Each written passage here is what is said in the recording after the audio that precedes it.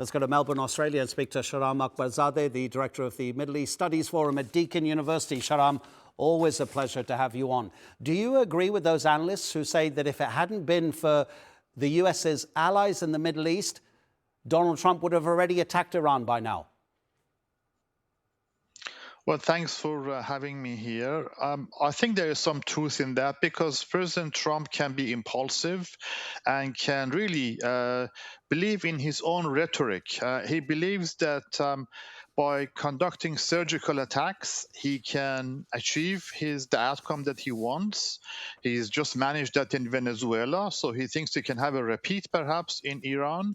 But most analysts, and of course regional powers, neighboring countries, know that any US attack on Iran will open the door to much more dangerous and destabilizing tension, conflict, and war throughout the region. And that's not good for anyone. That's not good for business. That's not good for political stability.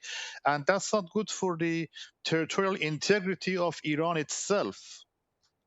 What sort of concessions does Tehran have to make to ensure that it doesn't get attacked? I mean, can they reach some sort of conclusion on Friday? Well, that's $1 million question. If we believe the United States, they are putting on a table a very maximalist list of demands, and Iran cannot agree to all of them at once. What Iran is trying to achieve is a return to JCPOA, which focused on the nuclear issue, which limited Iran's ability to enrich uranium under 20%. And that deal gave Iran, promised to give Iran sanctions relief. So I think from the Iranian point of view, achieving a revival of JCPOA would be a great win. And that means stringent international inspection regime on Iran's nuclear program to ensure there's no weaponization. Now, that may not be enough for Trump. Secretary of State Rubio has listed a number of items, including ballistic missiles, including Iran's support for proxy actors. Those are red lines, and I can't see how the authorities in Iran could bring themselves to agree and give up on those.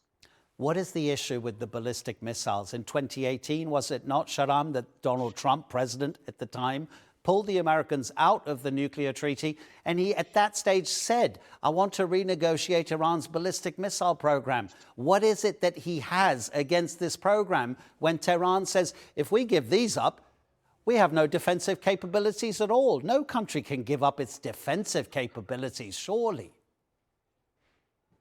Well, that is the question, because in the wake of what's happened following the war in Gaza and the devastation of Hamas and Hezbollah in the hand of Israeli forces, Iran has effectively lost its forward defense tools. It relies on its missile technology to defend itself, and it proved to be quite effective. And I think most analysts were surprised that Iran could retaliate against Israeli assault in June last year and actually get through the Iron Dome defense and hit Israeli targets. So as a result, it's really highlighted for Israel and also for the United States that this is dangerous, that they don't want Iran to have that capability of hitting Israeli territory and, of course, US assets in the Gulf. Shahram Akbarzadeh, thank you for the analysis.